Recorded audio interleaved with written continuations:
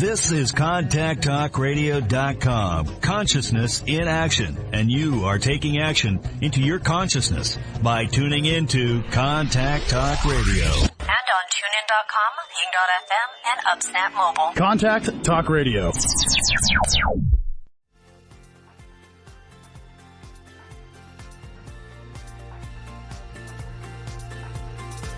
Welcome to Life Mastery Radio with Todd Allen and Jackie Bailey, the show that dives into the science of higher consciousness with inspiring topics such as abundance, intention, health, manifestation, love, and transformation.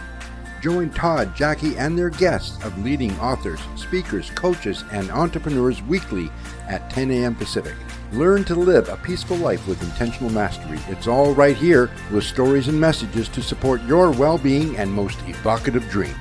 Now, here's your hosts, Todd and Jackie.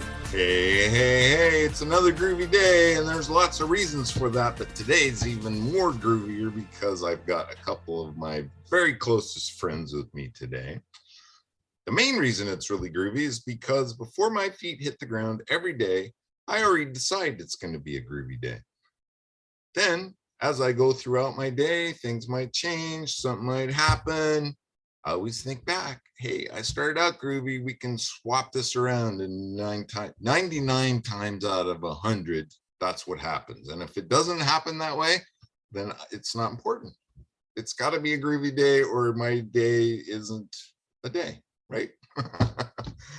And I have a couple of really cool friends with me. Of course, as always, I have my co-host, Jackie Bailey, who is a very close friend. And then I have another really close friend, Rebecca Murray, on with us today, who has exploded on the scene in the Pacific Northwest. She's become this huge edutainer, and she's not going to show us her many characters today, but she has some pretty funny characters. Maybe we can coax her a little bit into pulling one of those out. It's hilarious. She's an amazing woman, has gone many places and has come a very long way. So we're excited to talk to her today.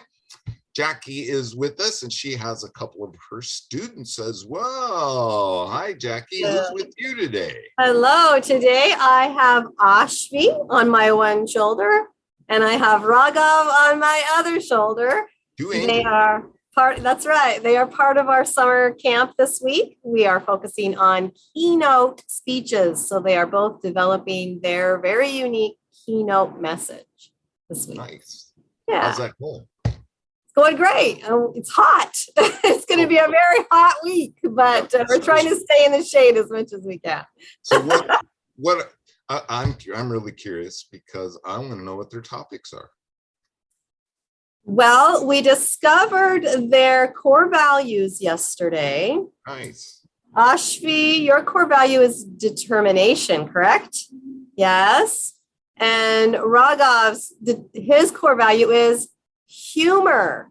He and Rebecca are like this. They're close. So yeah, humor is his core value. So that's the foundation for how we start working on creating a message from that value that they have experienced and how they learned that was their core value and why it is. There's lots of stories that they will develop this week. So their keynote, how long will they be? I don't know, 10 minutes. Oh, well, we might have to figure something out here in the future and hear some of those, because that would be really cool to have on the show. We might have to do that on the show. We are planning an event in October where all of our students will be featured with their keynote speeches in a live event and virtual event as well. So very cool. Stay tuned for that. Now, this is just some of what Jackie instructs young adults and helps them find their voice and speak from their heart. And it is truly, truly amazing. And I'm excited to hear those keynotes. I think that'd be really cool. Quite the process she takes them through. I want to remind our listeners today that today's show page is at www.lifemasteryradio.net or .com, whichever one you prefer. And you will find many, many things. Of course, a write-up and links with our guest today. There is a sign up for our newsletter.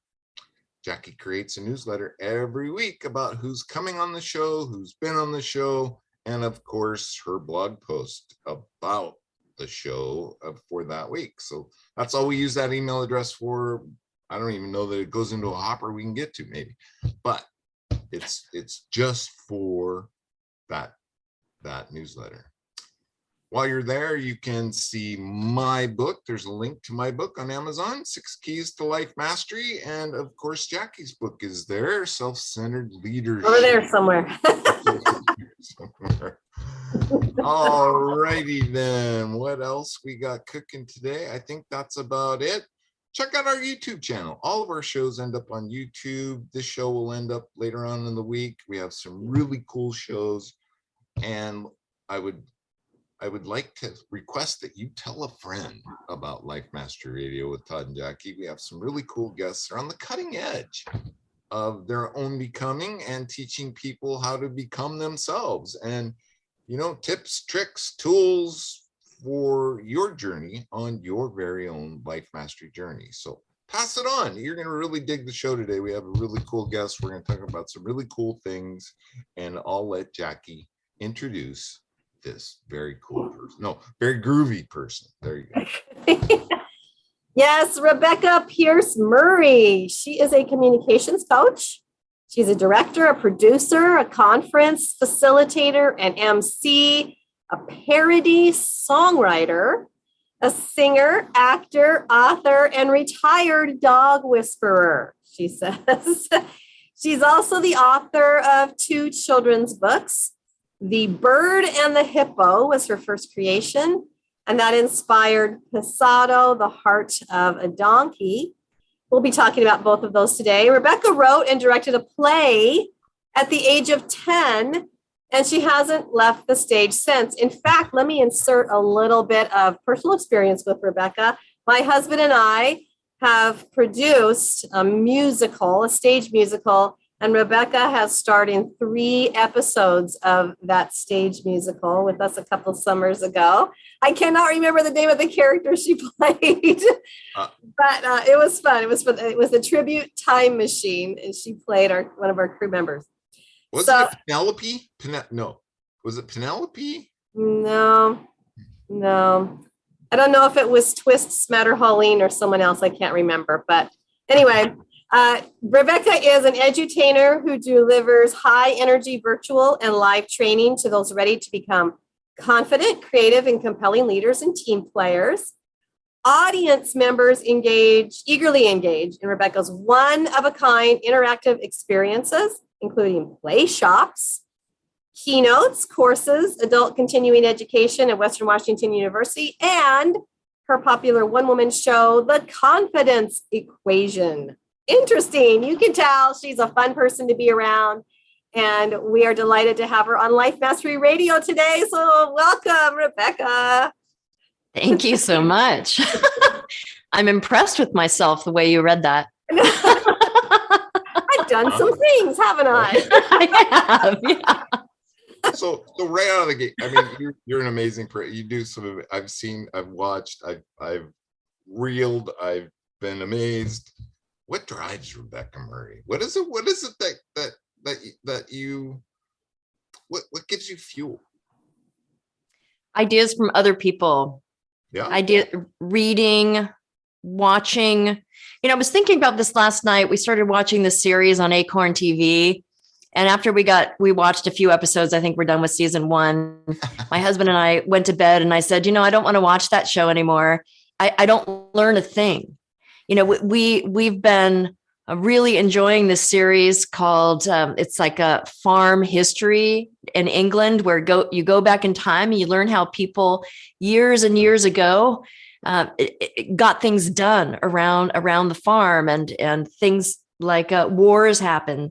World War II, there was one episode on how farmers in England were affected by World War II. And I just love learning how people cope and innovate. I think it's innovation that really inspires me the most when I read about an idea, how somebody solved a problem, And then somebody else down the track made it even better. And then someone else like Steve Jobs took it to a whole nother level, like with the iPhone, for example. It's things like that. They get my brain stimulated and working, and then I can come up with new ideas too. So it's innovation that drives innovation, I think. No, for me. that is so true.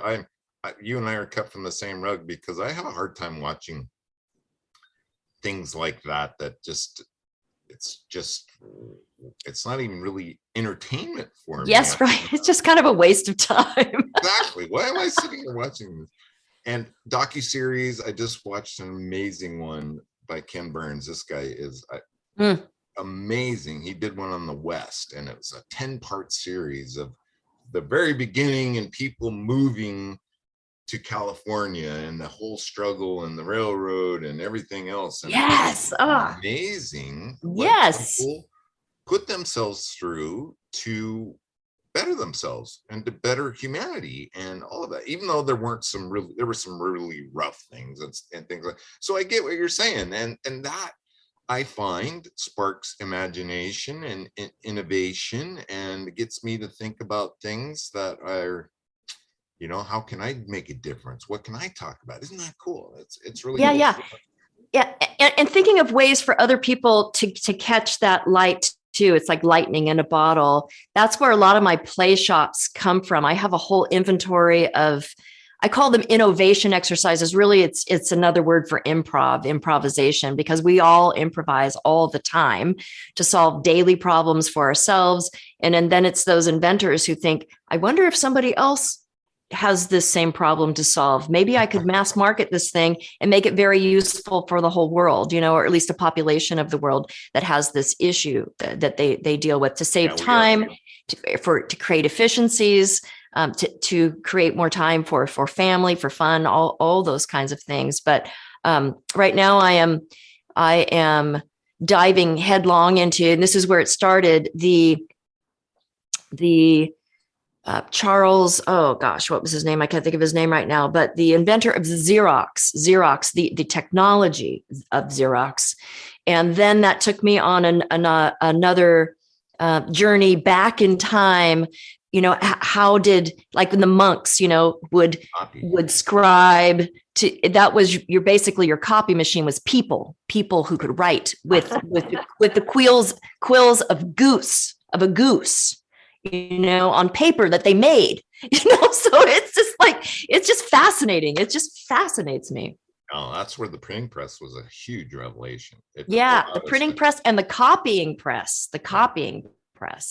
Mm-hmm. Right. Yeah.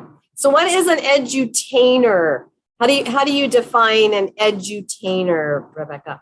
Yeah, an edutainer is somebody who is an educator who believes that people learn best when they're having fun, when they're engaging. And so my job as an educator then is to always think about, if I have something that I want to, a class that I'm putting on, like next Friday, I have an A+ stories, how to create in 5 simple steps a compelling personal story. And so I think, okay, how this information, you can read this information in a myriad of books, you can go to a myriad of classes, but how does Rebecca Murray, how does an edutainer teach it? I think about what games, how can I infuse audience engagement, either through interactive exercises, entertaining, making people laugh through. Sometimes it's a character that I bring to the stage to teach a part of it. And while people are sort of, now they're hearing from a different voice and theoretically a different brain, the brain of this new character.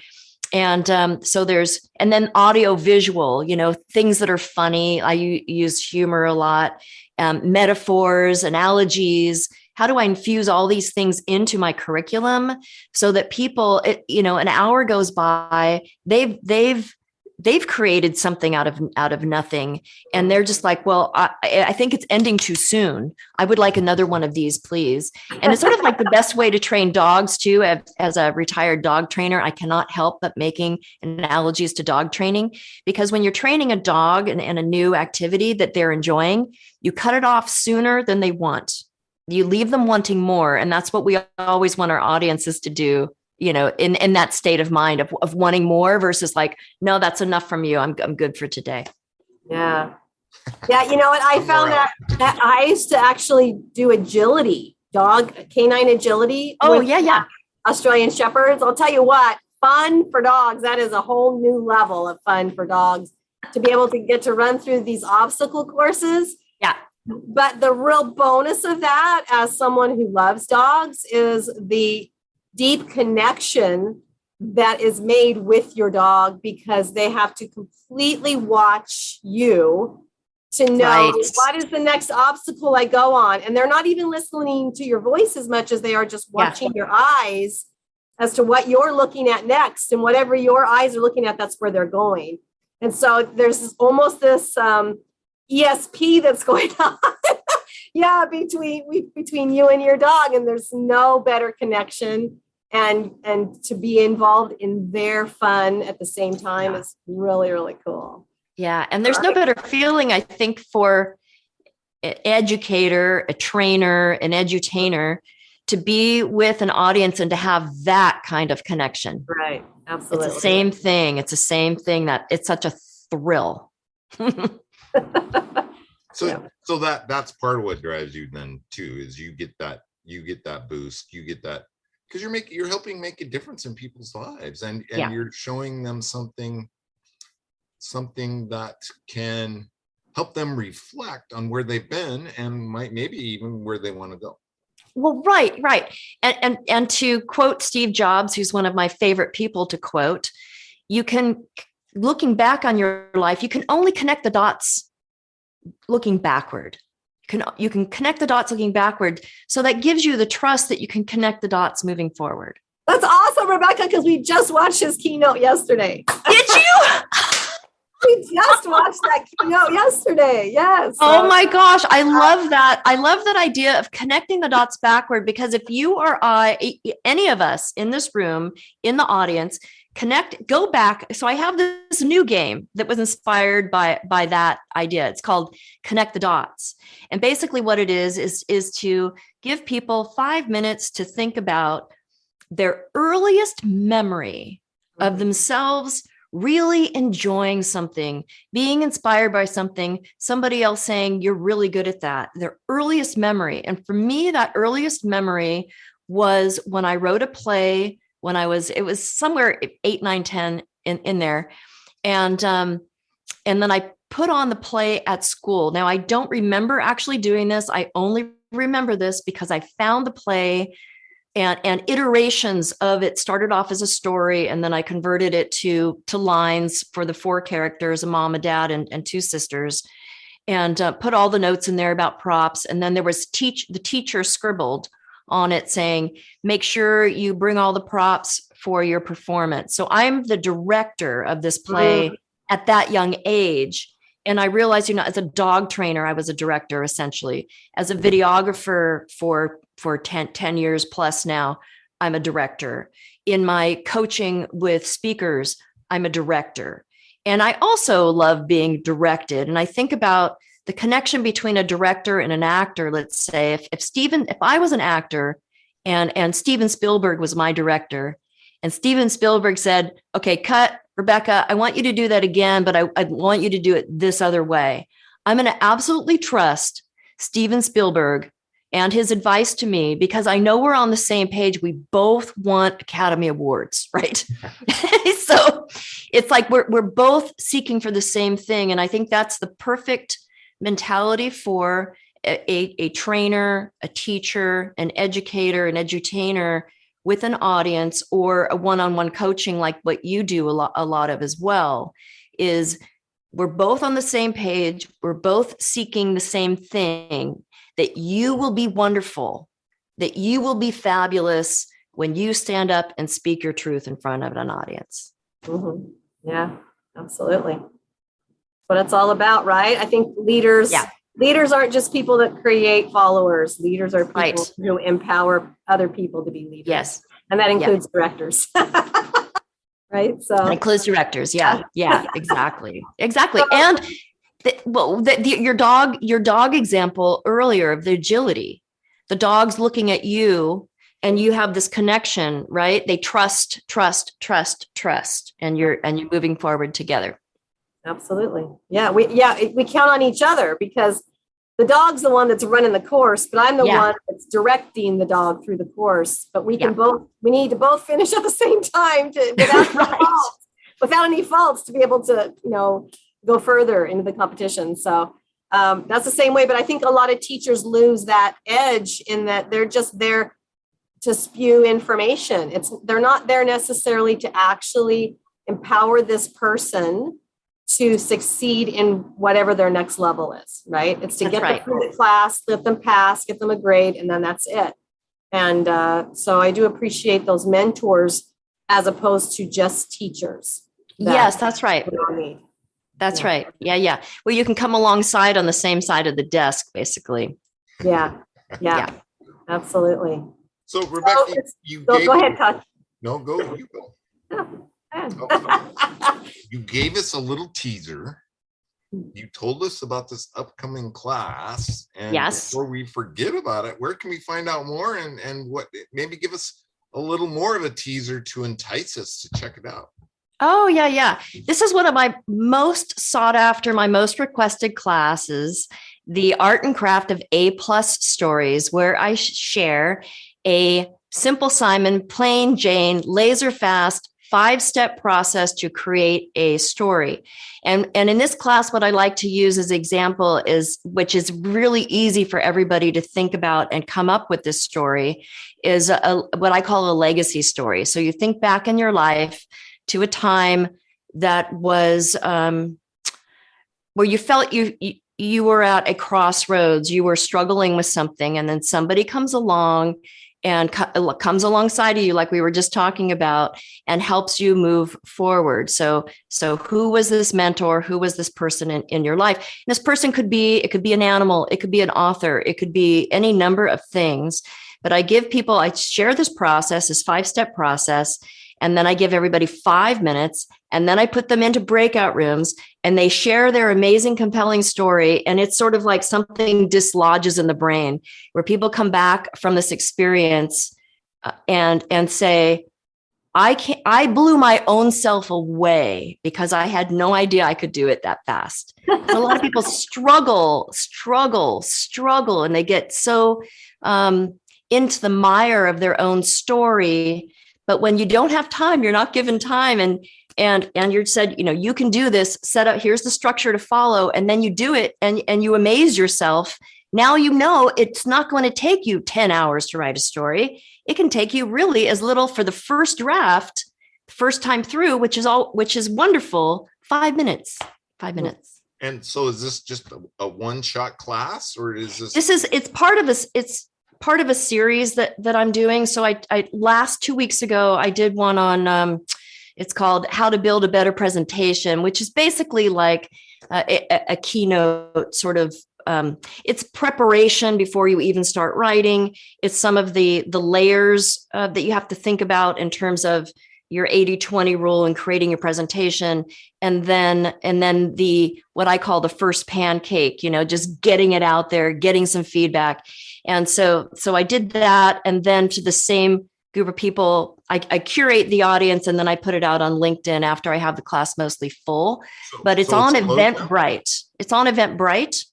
And the bit.ly link there's a short link, bit.ly, which is just art craft stories. Will get you to that page. And it's $35 plus, I think, $3.99 for a transaction fee. Is there a link on your website?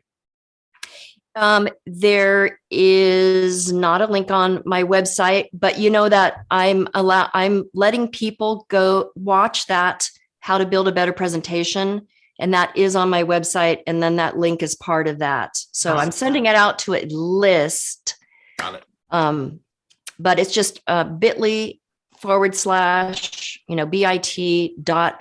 / art craft stories. She'll put it in the newsletter, and then people. Oh, perfect. Yeah. Sign up for the newsletter so that they can check out your storytelling class. So it's not closed. People can still join if they're. Yeah. It's next. Yes. And it's next Friday from 11 till noon Pacific time. Cool. Very cool.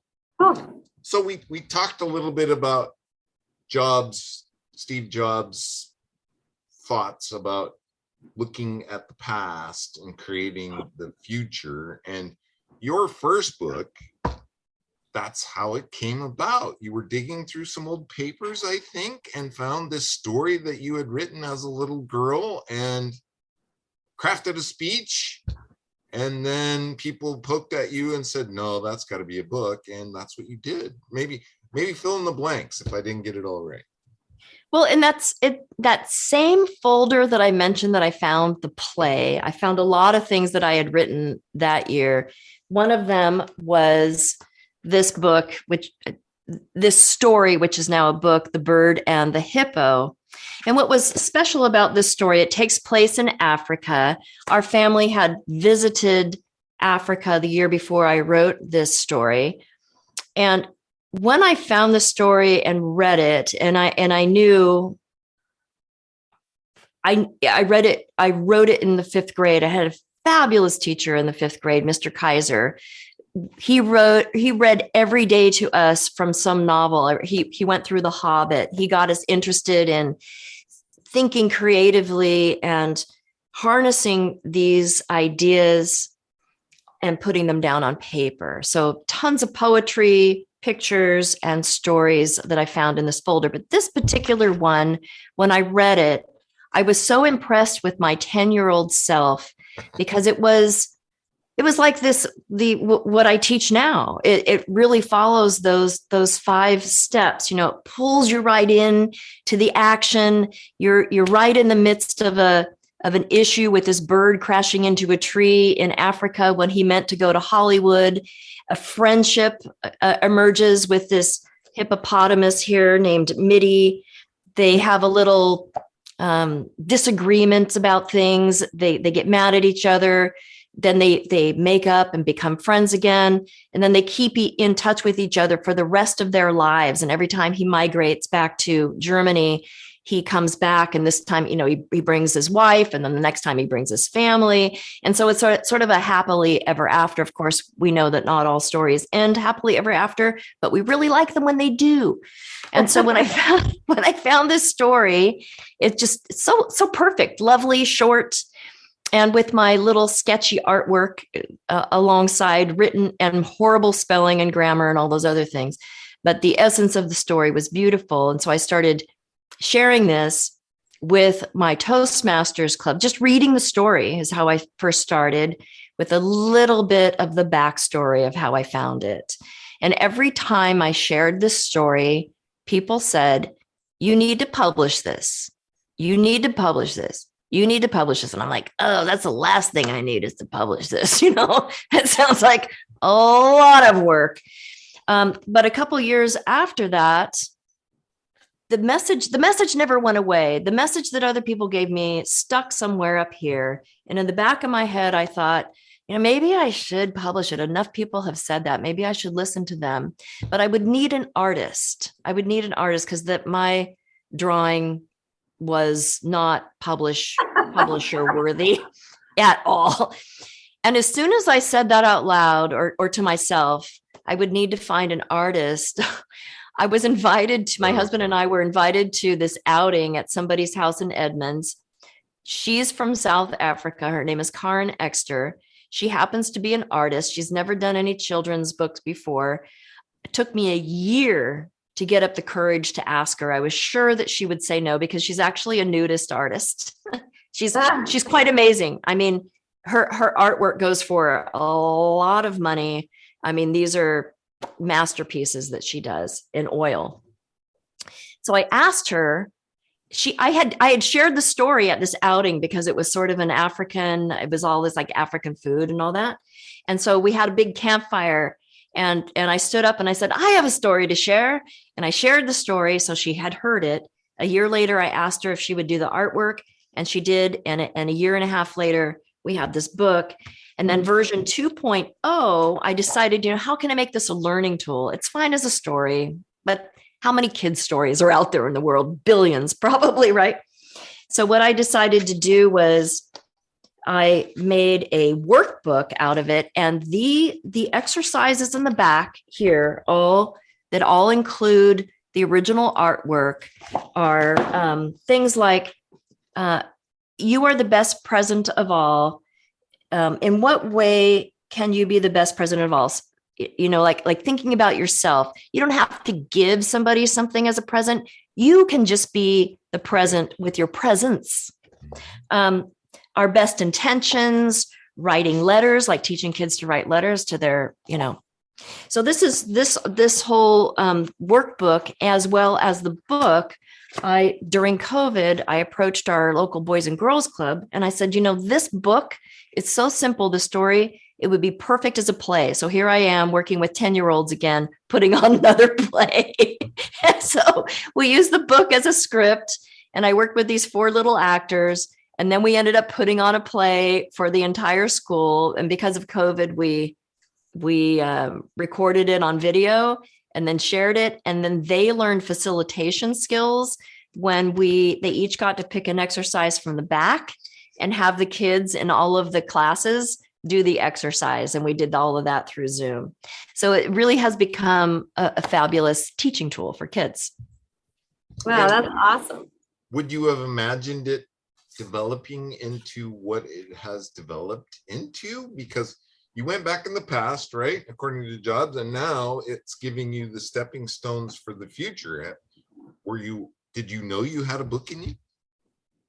Oh, no, I never had any intention of ever publishing a book ever in my life. Never a desire at all. Not once. Rebecca, once you found the story, do you remember what inspired the original writing of it? Do you have any recollection of that at all? Well, it's strange because when we went to Africa.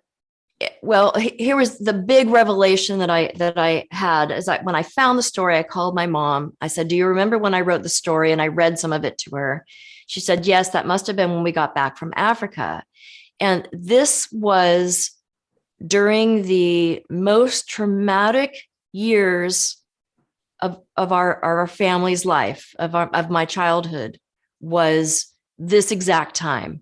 My father had divorced my mother a year and a half earlier. We lost our home. We went on welfare. He had the divorce, the stress of the divorce triggered a mental illness. I mean, off the charts mental illness, like paranoid, delusional, dangerous. He threatened to kill my mother many times. And to escape from him, she got a passport and took us to Africa, thinking like she'd always wanted to go to Africa. It's the weirdest thing, you know. She, as a little girl, she used to fantasize about going to Africa, and we used to watch Marlon Perkins' Wild Kingdom every single Sunday. So I thought it must have something to do with Marlon Perkins. I don't know. Anyway, we go to Africa for a few weeks. She's intending, of course, I did not know this until that conversation about 4.5 years ago when I found this story. She took us to Africa with the intention of never coming back to the United States. She was going to find a job there. She would be free of my dad. She wouldn't have to worry about him taking her life or ours. And but she couldn't get a job. And so we moved back to Fremont, California, the same town we came from. We lived in this dumpy little apartment that was very close to the school. We used to have this gorgeous, gorgeous house. I mean, I thought I was a movie star growing up. I mean, we were middle class, but to me, it was like I had this perfect life when my parents were married. And I don't remember ever seeing my dad that year. We went into hiding again after that year because my dad came to the school one day. He was living in Kentucky at the time. He drove to Fremont. He communicated with my brother on the phone and said, meet me outside the school when school gets out. My brother hopped in his car and my dad drove him out of the state. So that was before the Amber Alerts and all of that. But my mother knew that he would be coming for me next. And so we packed up everything and moved and went underground to Ohio. Now, all of this, I didn't know anything about the Africa movie, going to Africa. I thought it was just a vacation until I found the story and called her. So that was a huge revelation for me. And what it did for me is it threw me into the most intense grief, because I realized that we never really had talked about this as a family, what happened. And it opened up your whole world, because I remember being close to you and listening to some of your stories, and you were just growing like a flower, even though it was hurtful, but yet you were opening up to it. Yeah, because I was finally investigating the grief, which is something that I had just pushed down. I realized I didn't even know where my dad's body was. None of us even asked. My dad committed suicide the following year after we went underground. We never talked about that either. And so all of these things are like connected to the story. And it just opened Pandora's box is what it did. And I knew that I had to step into the box once and for all to finally process all of this. All that. Well, again, though, that just speaks to what you're trying to help other people do, is to find the legacy of the stories that are in us, right? Right. We don't know until we start investigating why this inspires me. Why would I have written this? Why should I write it now? How will writing my story help me heal from trauma that I've never even thought about before? And so it all goes back to, there is a point, I think, when we all reach this level where we're ready to heal. Our body knows we have reached a certain level of strength and capability that we can start healing from whatever trauma we've had. And again, trauma is not necessarily related to what happens to you on the outside. It's what changes you on the inside, right? So even though maybe you were never physically hurt by this experience, there was something happening internally that you never got to even talk to anybody about. So that is why I appreciate so much people like you who help others to develop their stories and pull that information out of us, because it's such an important part of our healing. Absolutely. So thank you. Now, so can you see the relation to certain characters of your life that are in the story? Yes. Well, I'm definitely the bird trying to get to Hollywood. That's me. 100%. Nice. But you never made it instead. Yeah. The bird never made it. I never made it. but as far as I'm concerned, I'm making my own Hollywood right here in my studio. I make my own Hollywood every time I get on a stage or help someone else get on a stage. That's Hollywood for me. Yeah. Speaking of helping others get on the stage, I'm wondering, Jackie, does anybody in the rooting section have a question or inspired by something? It doesn't appear that they have any questions or comments. Just so much great information. They're just absolutely. So yeah, absolutely. Yeah. Well, one of my characters in terms of my one-woman show, and she shows up in other places too, is the character Shame with long blue hair, and she's just absolutely vile but hilarious. And so shame comes out of, when we talk about these layers of trauma, I call it my trauma tiramisu. It's like a 6-layer trauma tiramisu where for about 5 to 6 years, it was like a traumatic, another traumatic event, another traumatic event, another traumatic event. And then steeped in there, and why I use trauma tiramisu is because the shame that goes along with those layers of things that we did not even do that were done to us or happened around us that affect us, like you were talking about, is like that coffee liqueur that just sort of soaks into the sponge, right? Like this feeling of just being damaged goods, that sort of thing. So the birth of these characters are usually, not always, but to represent a metaphor or a struggle. And so shame is one, although, she's horrible, is one of my, is one that everyone can relate to, I can say. Cool. Well, tell us about Pasado then. So your first book has now inspired you to write something that was an actual true event that you decided to write about. So tell us a little bit about the event and then how the book came about. Well, this book I actually wrote before I found The Bird and the Hippo. This story of Pasado, who was a donkey that lived in Bellevue, Washington at Kelsey Creek Park from 1971 to 1992. He was 21 years old when his life was taken. And I've been a longtime supporter of Pasado Safe Haven Animal Sanctuary, the sanctuary has been around now for 25 years. So I've been a supporter for about 20 years. I get their newsletter, and on their 25th anniversary of their newsletter, so this has been 5 years ago, just this was like just before, almost around the same time I found the Bird and the Hippo book. I got their newsletter and reread the story of Pasado. And being a storyteller, I thought this is a really important story for me to tell, but I struggled with it for two reasons. Number one, the horrific murder of Pasado is just It's tragic. hard to think about, let alone articulate. And number two, I didn't want it to be narration. And this happened, and then this happened, and then this happened, and then this happened. So this idea is swirling around in my brain when all of a sudden I'm out on a walk with my dogs, and the whole story downloads in my head in the first person from Pasado himself. Wow. His story in the first person. And I rushed home and I started writing it down. But when I would practice it aloud and I would record it, I would always break down, break down. And this was, of course, before that whole Pandora's box event with the next book, right?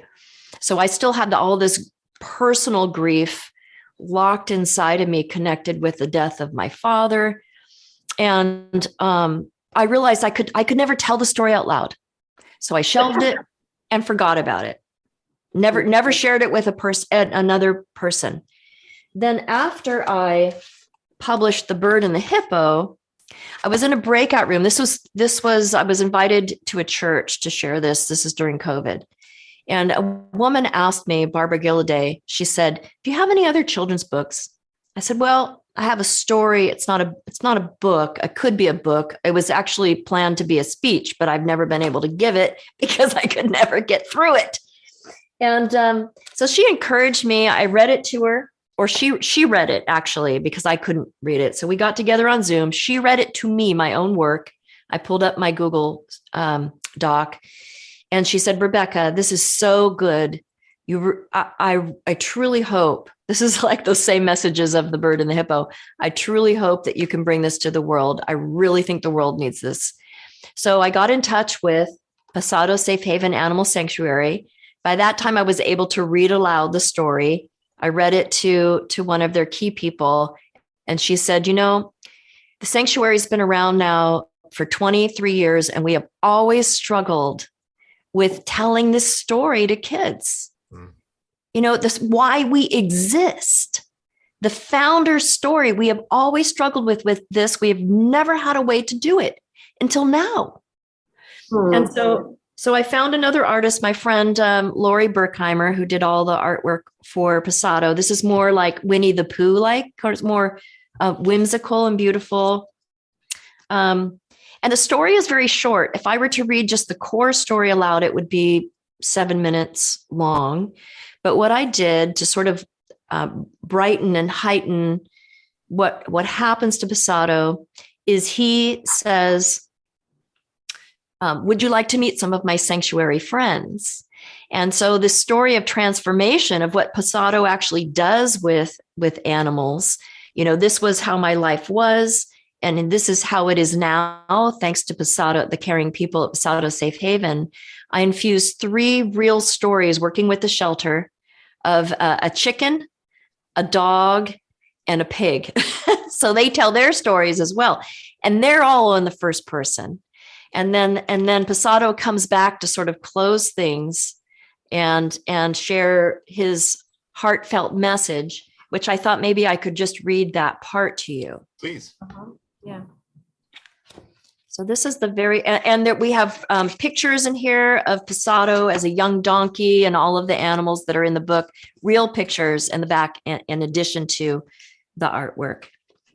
So now he comes to the end. This is the last. And in the very beginning, you learn about him that he hates flies, his nemesis. He has this one nemesis, and that is the fly, okay?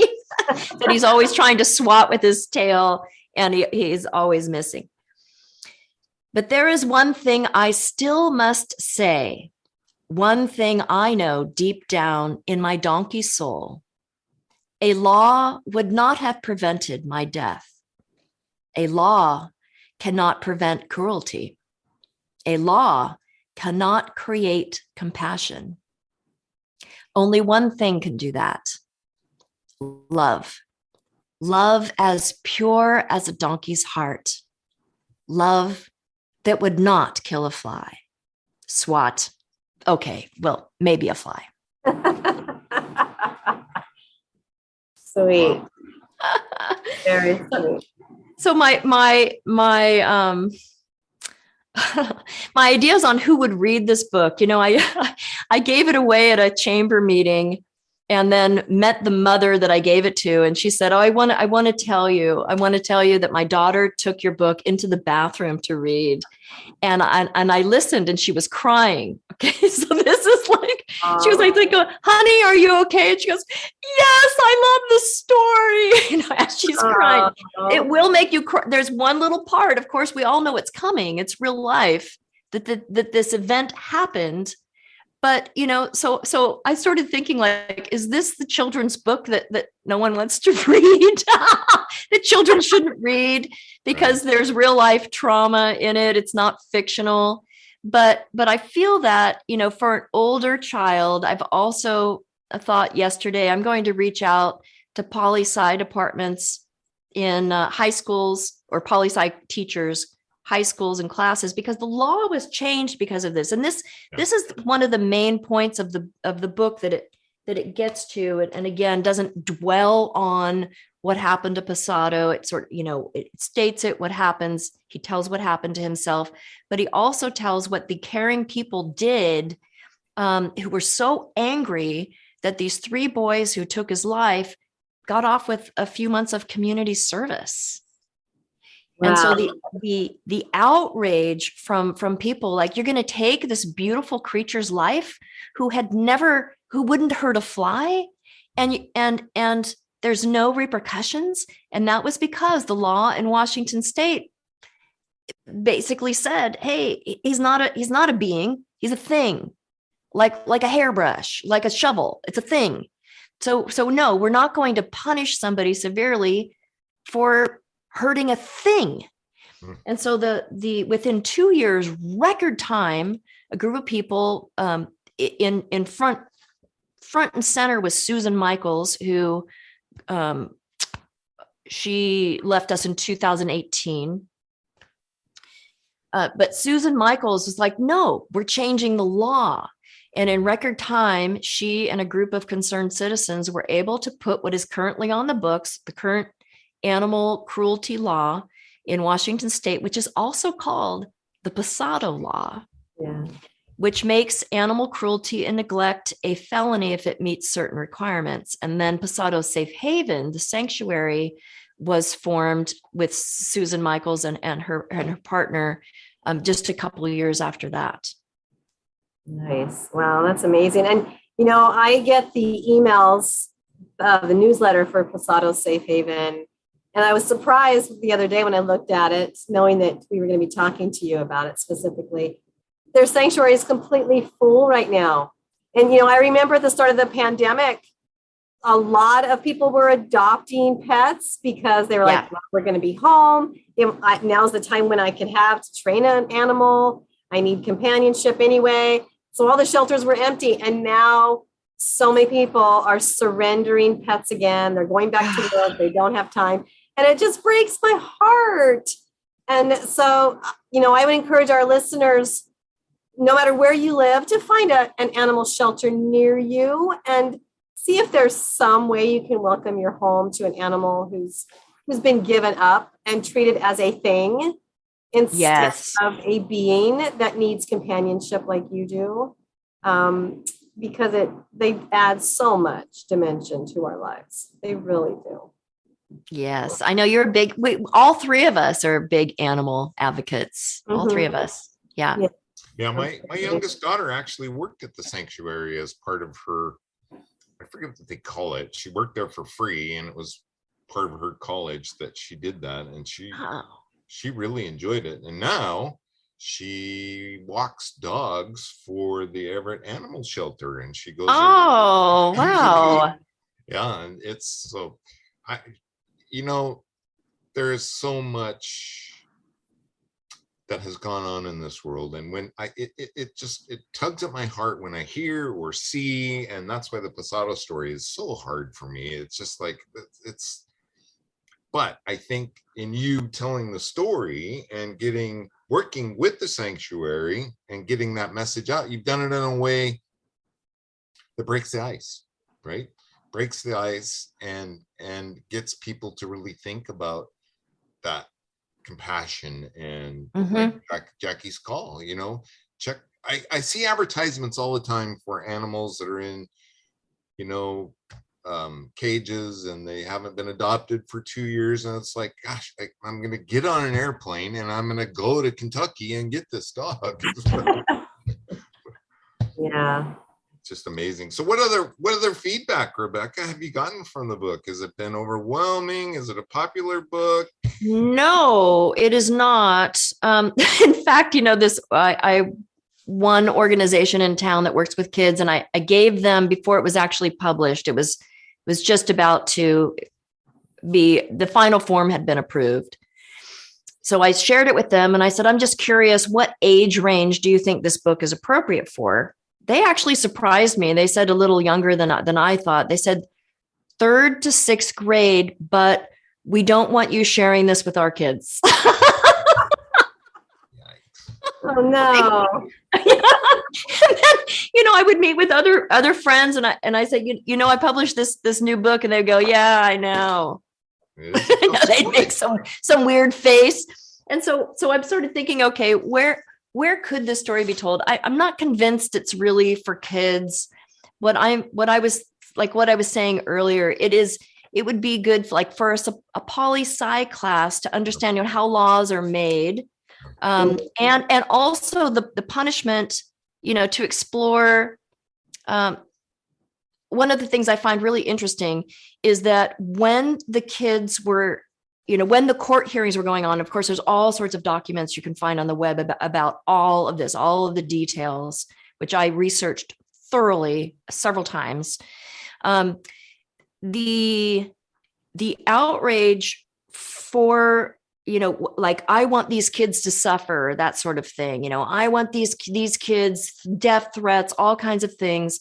The office that was, who was it? Not the public defender, but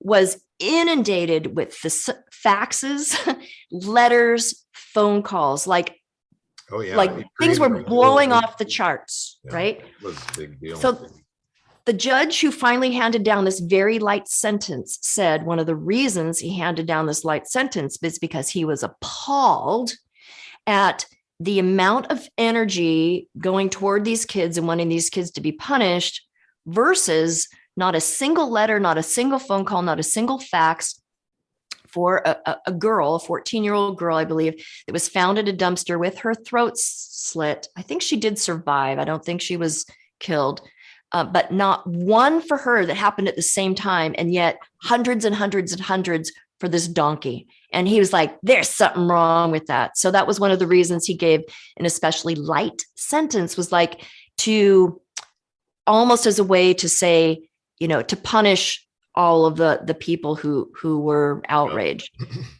And that's actually what took the outrage to another level, which is why we have the new law. Okay, well, we're just going to get something done about this then. Yeah. So I think it's a great study. Yeah. Oh my goodness, ladies. Also, from a 2 minutes left. I'm so sorry, Rebecca. That's okay. I just wanted to say one last thing. Also, I think for religious groups, this story shared from the pulpit with the idea of redemption, because we are talking about 3 teenagers here. Mm. And we wonder what they did with their lives. You know what I'm saying? Like what they learned. So I think that there's a couple different ways to use the book. That's about all we have time for today. Thank you so much, Rebecca, for showing up as you. We're going to have you back, but I want to see characters next time. Okay. Check out our newsletter. Check out our YouTube channel. Lastly, please, please, please make it a great day, because it's all about choice. And you can choose to check out Pasado, the Heart of a Donkey. Bye-bye for now. Thank you for tuning in to Life Mastery Radio. Join Todd Allen and Jackie Bailey and their guests of leading authors, speakers, coaches, and entrepreneurs weekly at 10 a.m. Pacific. Learn to live a peaceful life with intentional mastery through stories and messages to support your well-being and most evocative dreams. Visit their website, www.lifemasteryradio.com. Join their mailing list and be notified about upcoming guests. That's lifemasteryradio.com.